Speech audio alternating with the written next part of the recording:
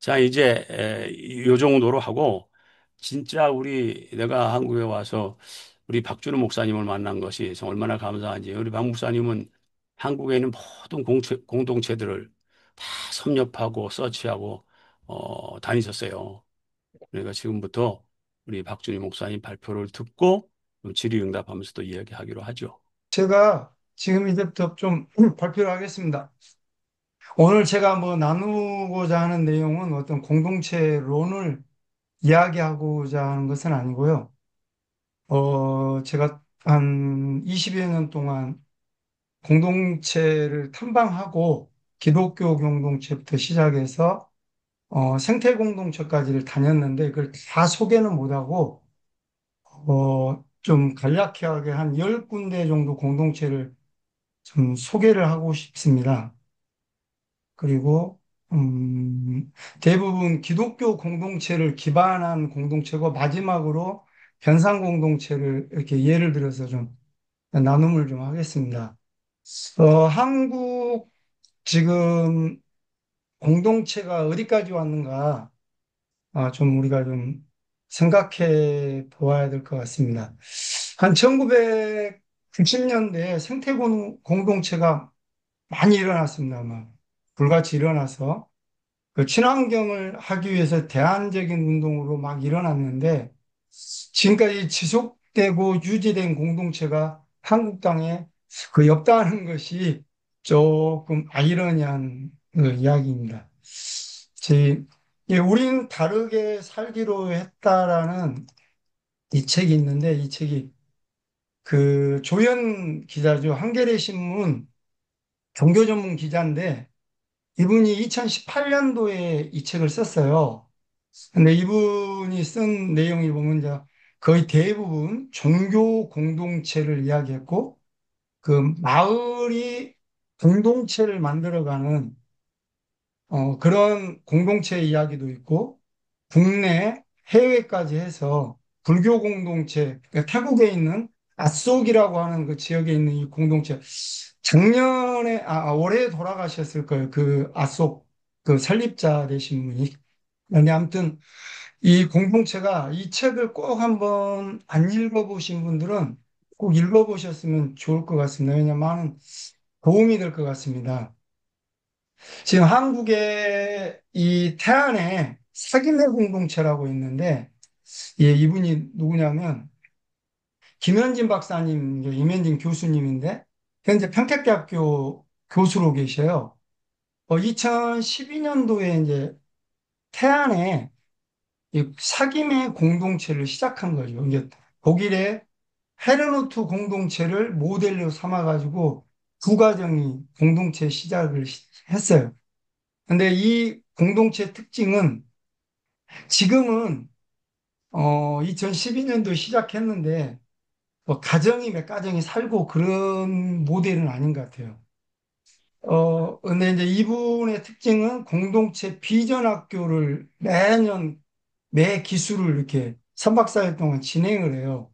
그래서 2025년 3월까지 해서 30기까지 진행을 한 거죠. 근데 이제 저도 한 몇 년 전에 이제 강의를 한번 들었었는데 이분이 이제 이론적으로 하고 본인도 강의를 그리고 본인이 직접 공동체로 살고는 계시지만 그 모델까지는 못 가신 것 같아요. 본인이 이렇게 주장하는. 근데 이분의 공동체의 그 강조는 뭐냐면 제자도를 이야기합니다. 그 예수 그리스도의 제자도를 강조하면서 공동체의 중심은 제자도가 돼야 된다. 그리고 여기는 묵상, 그리고 이게 기정의 행태로 이 공동체를 좀 운영을 하고 계셔요. 그 다음에 박준 목사, 한국에서는 박준 지금 목사님, 91년도에 이 서울 인수동에서 시작해가지고 삼본, 그다음 강원도 홍천까지 해가지고 지금 농도 상생이라고 하는 도농 상생이라고 하는 이 최철호 목사님이 제가 이 한국 공동체 기독교 공동체 특히 그래서 이분은 그 인수동도 제가 가보고 홍천도 가보고 목사님하고 좀 교제를 좀 몇 년 동안 이제 했던 목사님인데 종교 다원성이죠. 그러니까 기독교를 바탕으로 했지만 어떤 종교도 부딪힘이 없고 저항감도 없고 배타적인 것도 없는 그리고 생태운동부터 시작해서 어, 경제 자립을 할 수 있는 이게 자급자족이 가능한 공동체죠. 이 목사님의 특징은 절대 정부 지원 사업을 받지 않는다는 거예요. 그리고 지원 사업을 받을 경우라 해도 자기가 그것을 갚을 능력이 되었을 때 자금이 있을 때 지원 사업을 받는다는 겁니다. 그래서 한번 이게 제가 이제 이게 깊이까지 다 공동체를 다 설명을 할 수는 없고 특징만 지금 좀 이야기를 하는 겁니다. 그래서 이 밝은 누리 공동체가 그래도 아주 건강한 공동체로 제가 뽑는 제가 한국에서 특히 기독교 공동체, 기독교 공동체가 아니라도 종교를 다 떠나 공동체 가운데는 좀 가장 건강하고 리더가 없어도 제가 항상 추구하고자 하는 공동체. 그래서 리더가 있긴 있지만 리더가 보이지 않는 그런 공동체, 건강한 공동체라고 생각합니다. 그리고 세 번째로, 여기 공동체가 버나콤인데 이 버나콤은 그 강동진 목사님이 저기 하영주 목사님이 목회하셨던 온누리교회에서 파송되었죠. 그래서 농촌을 중심으로 공동체를 했어요. 그래서 지금 의성하고 보온이죠. 이게 보온에서 시작해서 의성으로 간 곳인데 농촌 공동체예요. 그리고 이곳의 특징은 이제 무농약 친환경적 이제 농업을 통해서 자급자족이 되고 그걸 도시와 연결을 해가지고 이 생계가 유지되어지는 그 양계 같은 경우에는 그 일본의 야마기 시법이죠. 이 야마기 시법을 이용해서 이 이게 자가사료를 만드는 거예요. 그리고 거의 그러니까 닭장에 가면 냄새가 나지 않습니다. 보통 닭 냄새는 거의 죽음이거든요. 냄새가 너무 지독해서. 근데 바로 주택이 옆에 있어도 냄새가 나지 않을 정도로 아주 건강한 그 자연양계법을 해요. 근데 이제 전 세계 한 60개국에 3천 개 이상의 양계장을 만들었어요. 지금 현재 이제 이 공동체를 세웠던 강동진 목사님은 제 의성에 가셔서 지금 이제 공동체를 다시 또 세우고 거기에 지금 한 여섯 가정, 한 30명 정도가 지금 같이 살고 있는 줄 알고 있어요. 지금 제가 정확히 인원은 몇 명인지 모르겠는데, 그리고 다문화 자녀하고 선교사 자녀들을 위한 대안학교 이제 그 의성에서 지원을 해서 지금 학교를 이렇게 세우고 있는. 근데 여기도 이렇게 갈라진 이유가 사유재산과 공동의 재산을 어떻게 할 것이냐에 대해서 튀기게 싸운 거예요. 두 번의 싸움이 있었는데 결국은 2010, 10년, 14년도인가 5년도에 이제 이 강동진 목사님이 의성으로 옮긴 거죠. 그러니까 이 부분에 대해서도 좀 제가 이제 깊이 이야기를 좀 해야 되는데 지금 뭐 시간상 아무튼 그런 부분들이 있었던 공동체고 자, 이 민들레 공동체는 김인수 교장 선생님이 농촌 선교의 중심을 그래서 대안학교 학생들 근데 이 대안학교를 중심으로 그 대안에너지, 재생에너지, 이런 것들을 이제 해가지고 이것도 한 세 번 정도의 이것도 위기가 있었어요. 그래서 지금도 아직까지 그 잘 이렇게, 유지가 되어지다가 위기를 몇 번 경험하고 나서 공동체가 지금 한 60명 정도 이렇게 같이 지내고 계시는데 조금 이렇게 힘들어요. 좀 불안정하다고 해야 할까요? 네, 그런 것들이 좀 있습니다. 그 다음에 근데 이제 더 중요한 것은 이 민들레 공동체에서 파송된 우리 김기대 선교사님, 그리고 이제 우리 선교사님. 그다음에 이분이 세운 이 푸놈펜에 있는 따게오 마을이라고 있어요. 그 마을 전체를 푸놈펜에서 한 1시간 정도 떨어진 곳인데 자립공동체를 만들어가지고 지금 이제 중고등학교까지 대학교까지 이제 국가 인정이냐 아니냐 이런 문제가 아니라 여기서 공부를 했던 청년들이 대학을 가서 교사로 다시 돌아오는 이 현지인들이 그리고 이곳은 가공 공장까지 만들어서 돼지를 통해서 양돈과 그걸 통한 자급자족까지 다 되어진 그리고 여기는 태양에너지 이런 것들을 다 사용하는 거죠. 그래서 이 프놈펜 따게오 마을은 자립공동체로 이미 자립이 된 것이에요. 이 김기대 선교사님이 원래 이제 수의사 출신인데 그런 이제 강점을 이용해 가지고 선교사로 가서 이 마을을 만들어 버린 겁니다. 그래서 프놈펜 정부에서도 이 마을은 이미 인정이 되었어요. 그래서 전국에서 이렇게 벤치마킹이라고 하죠. 선진지 견학을 오는 그런 마을, 기독교 공동체이지만 인정받은 그런 아주 건강한 공동체입니다. 그리고 이것도 이미 2020년도에 독일성 이지혜 선교사님한테 이미 인양을 한 거죠. 인양을 하고 본인은 김기대 선교사님은 다른 걸 또 지금 같이 협력해서 하고 있어요. 그 다음에는 저기 은샘 공동체라고 우리 이병승 목사님인데 이분도 이제 장애인을 이렇게 같이 이제 장애인 공동체를 만들어 가지고 단기센터를 이렇게 설립하신 거예요. 그리고 거기서 1, 2, 3층, 4층까지 이렇게 해서 같이 장애인들과 살면서 이게 빵을 배우셨어요. 춘천에 가면 유명한 치아바타 빵집이 있는데 직원이 한 50명 정도 되는 그런 치아바타 빵집이 있어요. 근데 그곳에 이제 집사님이신데 그분한테 직접 가서 배우셔가지고 치아바타 빵까지 해가지고 제과점을 운영하셔요. 그러니까 그 단기 그 공동체 장애인 공동체 그쪽에서는 그 나름대로도 공동체의 어떤 흐름이 있고 이 빵을 통해서 지금 이제 컨설팅도 하시고 장애인 재활을 통해서 또 이제 같이 일을 하고 그곳에 와서 많은 사람들이 체험도 하고 교육도 배우고 그래서 지금 직원이 4명 정도가 있어요. 이 대전 유성구에 가면 있는데 주택가에 있어요. 유명하지도 않아요. 그런데 하루에 매출이 한 100만 원 이상 매출이 올라와요. 그러니까 100만 원이면 적은 돈이 아니거든요. 이 조그마한 빵집에서.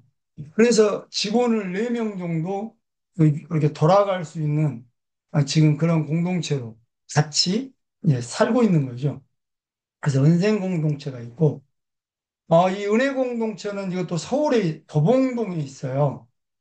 근데 여기도 이제 공동 식사, 육아, 교육까지. 그리고 이제 공동주택을 함께 건축한 거죠. 장점이 뭐냐면 돈이 3억이 있는 사람은 3억을 여기다가 같이 한 거죠. 근데 200만 원밖에 없는 청년은 200만 원을 여기다가 한 거예요.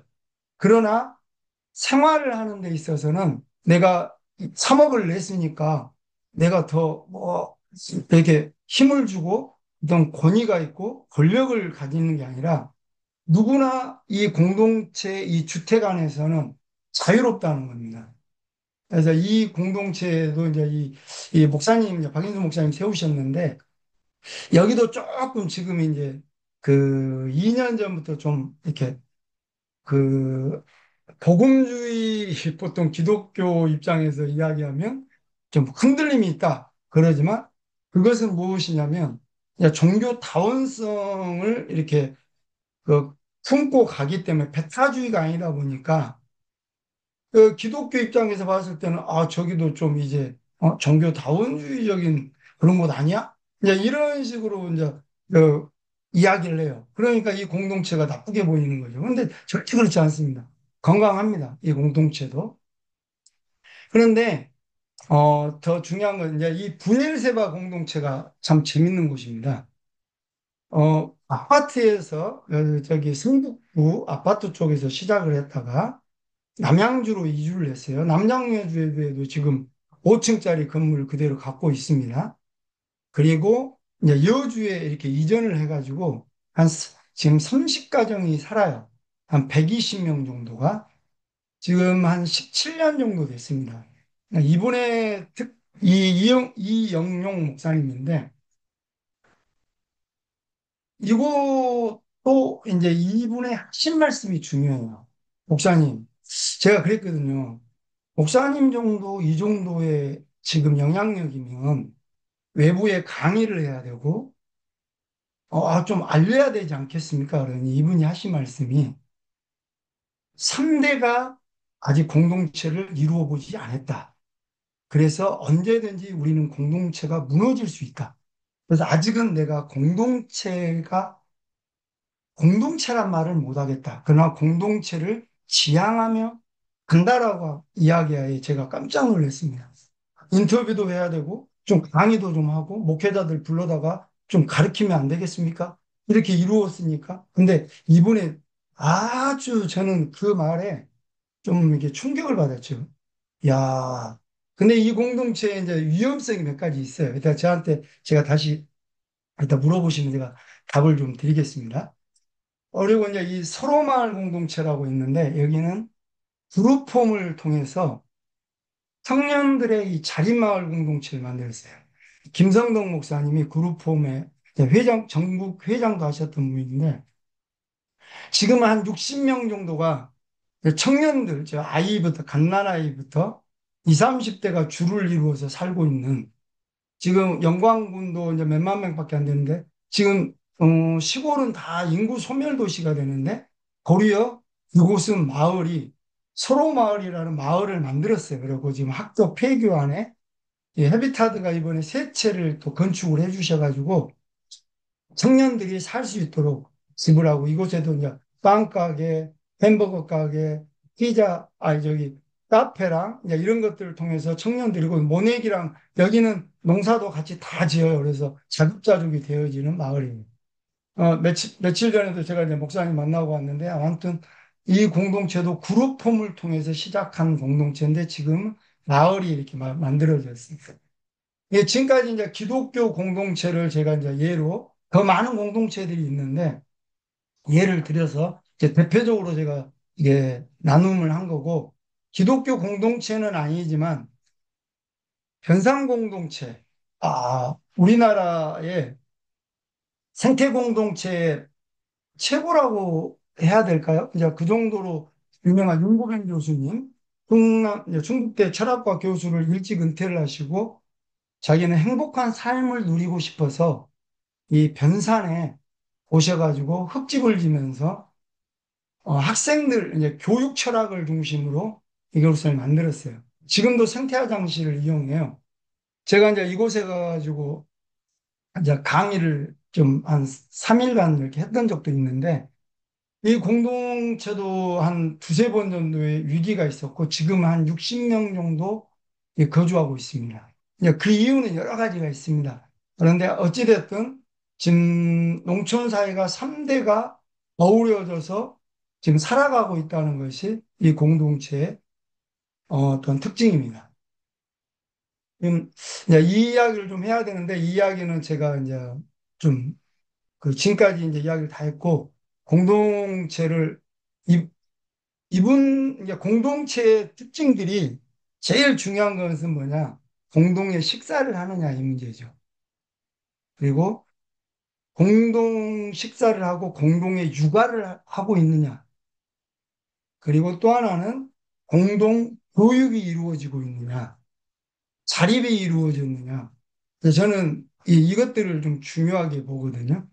그래서 그러면 공동체의 어떤 론을 이야기할 때는 이제 여러 가지 그 공동체 이 강의하는 그 공동체 운동가들의 어떤 다 그 지점들이 있습니다. 근데 저는 아무튼 공동 식사와 공동 육아와 공동의 그 교육 그리고 가립을 하기 위해서 함께 재산을 공유하고 있느냐, 그 공유 재산은 어디까지 있냐, 이제 이 부분들, 사유재산을 인정하느냐, 마느냐, 이 부분도 이제 공동체를 이룸에 있어서 좀 이제 그 의문의 문제, 그리고 좀 또한 제기되는 문제들. 저도 지금 드림틀 힐링팜이라고 하는 전국에서는 가장 유명한 그 치유농업의 그 공동체를 하나 만들었죠. 그리고 그곳에서 세우고 제가 그걸 다 인양했지만 그 인양 과정에서 사유재산과 공공의 선의 문제에 있어서 저도 한 20억 정도의 어떤 재산을 다 놔두고 그곳을 떠날 때 제 고통이 있었거든요. 그러니까 이 공동체를 어디까지 볼 것이냐, 그 부분은 좀 아직도 우리가 생각해야 될 문제이고, 고민해야 될 문제라고 생각합니다. 이상입니다.